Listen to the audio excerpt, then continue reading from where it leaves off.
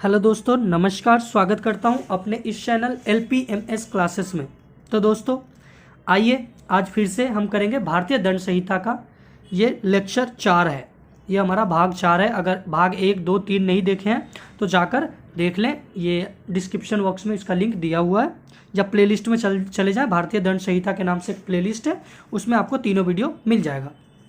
दोस्तों आज हम पढ़ेंगे अपराध के तत्व, एलिमेंट्स ऑफ क्राइम क्या है। देखिए दोस्तों, आईपीसी को समझने के लिए ये समझना बहुत ही ज़रूरी है। अपराध, यही 4 जो चीज़ मैं अभी पढ़ाऊंगा, इसी 4 चीज़ से अपराध हम जानते हैं कि अपराध है या अपराध नहीं है।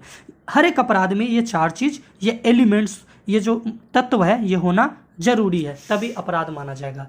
तो आइए देखते हैं कि अपराध के तत्व कितने हैं। तो एलिमेंट्स ऑफ क्राइम कितने हैं? 4 है। अपराध के तत्व कितने हैं दोस्तों? 4 हैं। पहला कौन सा है? मानव। पहला कौन है? पहला तो एक व्यक्ति होना चाहिए, एक ह्यूमन होना चाहिए। क्या होना चाहिए दोस्तों? व्यक्ति होना चाहिए। ये नहीं कि कोई निर्जीव या कोई जानवर, ये नहीं लिखा हुआ, ह्यूमन लिखा हुआ है। ह्यूमन का मतलब ह्यूमन, एक मानव होना चाहिए, जानवर नहीं। जानवर कभी अपराध नहीं करता, निर्जीव कभी अपराध नहीं करता। तो क्या होना चाहिए? एक मानव होना चाहिए। दूसरा क्या होना चाहिए? दुराश्य। दुराश्य क्या है अब आप कहेंगे? दोस्तों दुराश्य का मतलब होता है मेंसरिया। मेंसरिया का मतलब होता है आपराधिक आशय, इरादा। जैसे गलत सोच, आपने किसी को मारने का प्लान बना रहे हो, ये क्या है? एक आपका दुराश्य है। हत्या करने का प्लान बनाना, चोरी करने का प्लान बनाना, डकैती करने का प्लान बनाना, ये सब क्या है? दुराश्य है। क्लियर? तीसरा क्या है? आपराधिक कृत्य, जिसे कहते हैं एक्सोसियस। एक्सोसियस, ये क्या? एक्सोसियस, यह आपराधिक कृत्य, कोई दोषपूर्ण कार्य, चूक। मानिए आपने क्या किया, आप एक व्यक्ति हैं, एक मानव है, उसके बाद आप सोचते हैं कि आज चोरी करना है, आपने सोचा तो मेंसरिया हो गई। और तीसरा क्या है? एक्सोसियस, आपराधिक कृत्य, और आप चोरी करने चले जाते हैं और वहाँ पकड़े जाते हैं, तो ये क्या हो गया? एक्सोसियस हो गया। मतलब किसी भी काम को, आपराधिक कार्य को जैसे ही आप करेंगे उसे कहते हैं हम आपराधिक कृत्य। क्लियर? चौथा है क्षति, इंजरी। जैसे ही आपने आपराधिक काम किया, ये क्षति पहुंच गई। ठीक है, अब समझने की कोशिश करिए।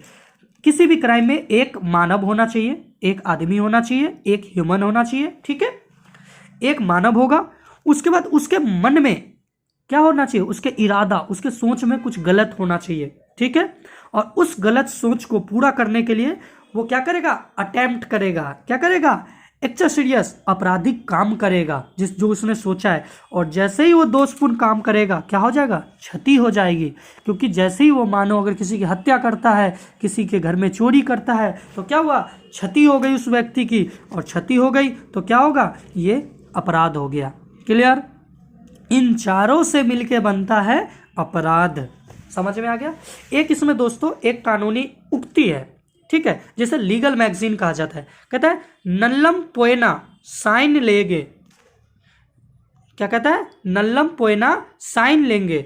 इसका मतलब होता है विधि के प्राधिकार के बिना किसी व्यक्ति को दंडित नहीं किया जाएगा। क्लियर? अब देखिए, अब इन चारों को वन बाय वन करके समझते हैं। पहला क्या है? ह्यूमन, एक व्यक्ति। अब क्या है दोस्तों, देखिए, अब ह्यूमन को समझने के लिए थोड़ा मैं पीछे चलते हैं।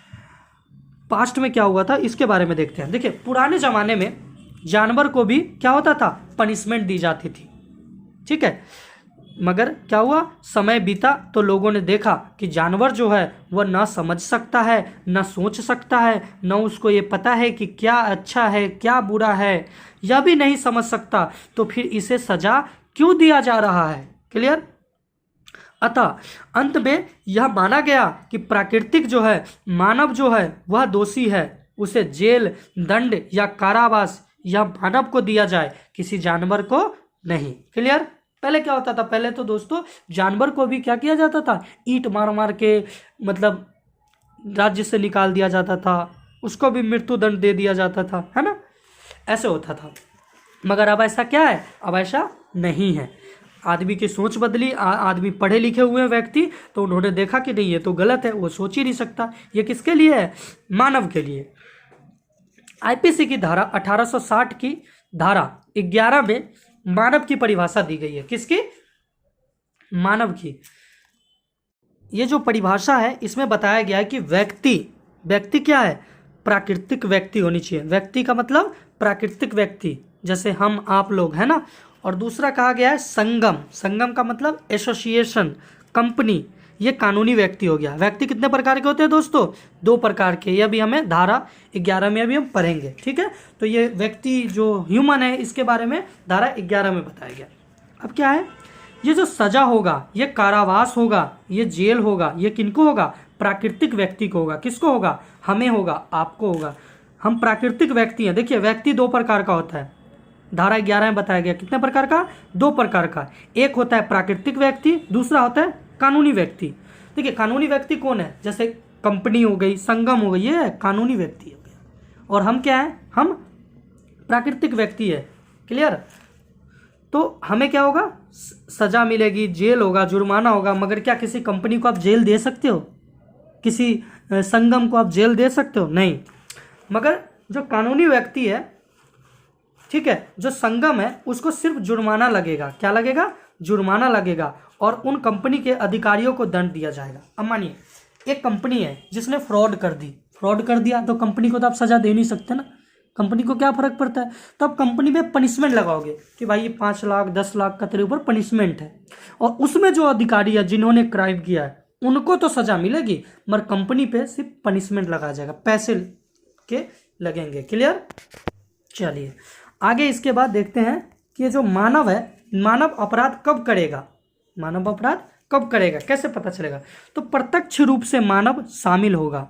जब प्रत्यक्ष रूप से मानव शामिल होगा, जैसे मर्डर में क्या है? आप प्रत्यक्ष रूप से शामिल है। रेप जो होता है उसमें भी आप शामिल होते हैं। लूट अगर कहीं हो रहा है तो उसमें आप शामिल है, तभी तो लूट हुआ। डकैती होती है ना, चोरी होती है, या किसी के साथ छल किया गया, या किसी पे हमला कर रहे हो, तो ये क्या है? प्रत्यक्ष रूप से आप वहां पे क्या है? शामिल है। तो इसे ही कहा जाएगा कि मानव अपराध किया है। क्लियर? और अप्रत्यक्ष रूप से मानव शामिल होगा, जैसे उपेक्षा, लापरवाही। आपने कोई लापरवाही की और क्या हो गया? ऐसा हो गया, तो ये क्या है? ये भी क्या है? आपने अप्रत्यक्ष रूप से। अब मानो आपने किसी व्यक्ति को कहा, भाई तू ऐसे बैठा रहता है, तू जा इससे बढ़िया सुसाइड कर ले, और व्यक्ति जाके मरने चला जाता है, मर जाता है। तो ये किसके कारण? आपने उसको क्या किया? आपने उसको उपेक्षा किया था आपने कि वो ऐसा करे, और वो व्यक्ति मर जाता है। तो इसके लिए भी आपने अपराध ही किया है। ये आपने अप्रत्यक्ष रूप से किया है, भड़का के किया है। क्लियर? एग्जाम्पल देखते हैं। किसी बिल्डिंग में काम चल रहा था, ठीक है, किसी बिल्डिंग में, कोई जो बिल्डिंग होती है ना, जो बनता है कंस्ट्रक्शन, उसमें काम चल रहा है, और उस बिल्डिंग में एक बिजली का तार है जो नंगा है, ठीक है।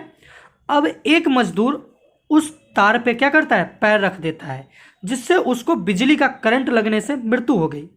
अब यह जो बिजली का काम कर रहा था, बिल्डिंग में जो क्या था? बिल्डिंग का जो ठेकेदार था, ठीक है, उसे व्यक्ति ने लापरवाही की है। तो यह व्यक्ति अप्रत्यक्ष रूप से अपराध में शामिल है। क्या किस रूप से शामिल है दोस्तों? अप्रत्यक्ष रूप से शामिल है। क्लियर? दूसरा देखते हैं दोस्तों उदाहरण। दूसरा उदाहरण क्या है? सावधानी बरतते हुए कार्य होना। अभी तो हमने देखा क्या देखा? अप्रत्यक्ष रूप से। एक है सावधानी बरतते हुए अप्रत्यक्ष रूप से अपराध होना। एग्जाम्पल देखते हैं दूसरा। आपके पास एक गाय है, और आप उस गाय को क्या करते हो? मजबूत से बांध के रखे हो, ठीक है। अब गांव में किसी की शादी, किसी की बारात आ रही थी, डीजे उजे बजने लगे। जब डीजे उजे बजे तो जो गाय है, डीजे की धुन ज़्यादा होता है ना, ध्वनि से गाय क्या किया? खूंटा को उखाड़ा, जो जिसमें बांधा होता है वो लक्कर वाला, उसको उखाड़ा या रस्सी को तोड़ा और भागने लगा। तभी बारात में कुछ लोग की मृत्यु हो गई, ठीक है। तो ये क्या था? सावधानी तो था, मालिक बरता रखा, मगर उसके गाय की वजह से मृत्यु हो गई। तो यह क्या है? यह भी अपराध होगा। जब आपको पता था कि यहाँ से कोई बारात जाने वाली है, तो ऐसा अनहोनी घटना हो सकता है, तो आप वहाँ पे खड़े होते, ठीक है, या आप उस दिन और अधिक प्रकार की रस्सी बांधते जिससे कि ना टूटे। क्लियर? चलिए आगे देखते हैं। इसमें एक केस हुआ था। जैसे दक्षिण भारत का एक केस है। एक व्यक्ति था जो दूसरे व्यक्ति को मारना चाहता था, ठीक है, अभी का ही केस है। एक व्यक्ति था जो दूसरे व्यक्ति को मारना चाहता था, तो उस व्यक्ति ने दूसरे व्यक्ति के कमरे में कोबरा सांप को छोड़ दिया। ठीक है, अब दूसरे व्यक्ति ने कमरे में कोबरा सांप को छोड़ दिया और कोबरा सांप ने मानव को डस लिया, मतलब काट लिया, और उसकी मृत्यु हो गई। या क्या हुआ, यह अप्रत्यक्ष रूप से अपराध में शामिल था। क्या था दोस्तों, अप्रत्यक्ष रूप से क्या था, शामिल था। क्लियर। अगला है दोस्तों आईपीसी की धारा 299, जो क्या कहता है, मानव वध के बारे में बताता है।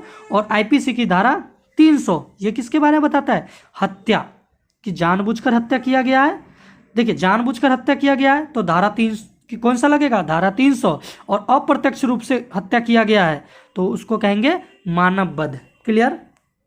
ठीक है, अब ये भी मैं आपको आगे पढ़ाऊंगा तो समझाऊंगा कि ये मानव वध क्या होता है और हत्या क्या होता है। ठीक है, तो यहाँ तक आपको समझ में आया। अब देखो दोस्तों, हमने पहले मानव के बारे में समझ लिया। अब आगे क्या है, दूसरा जो इसी में है, दुराशय। दुराशय बहुत बड़ा टॉपिक है, इसलिए मैं आपको इसी के लिए मैं दुराशय की टॉपिक लाऊंगा। टॉपिक नंबर वो 5 होगा। ठीक है, ये 4 तक हमने कर लिया, 5 में दुराशय को हम शामिल करेंगे। वो बहुत बड़ा टॉपिक है, उसमें हम 8-10 केस को मैं बताऊंगा और उस केस के द्वारा मैं आपको समझाने की कोशिश करूंगा। ठीक है दोस्तों, तो मिलते हैं नेक्स्ट वीडियो में, 5वें वीडियो में। तब तक के लिए आप अपना ध्यान रखिए और हमारे इस चैनल को सब्सक्राइब कर लें और बेल आइकन को क्लिक कर लें, जिससे कि आने वाले वीडियो सबसे पहले आपके पास पहुंचे। तो आप अपना ख्याल रखिए, मिलते हैं नेक्स्ट वीडियो में। जय हिंद, जय भारत।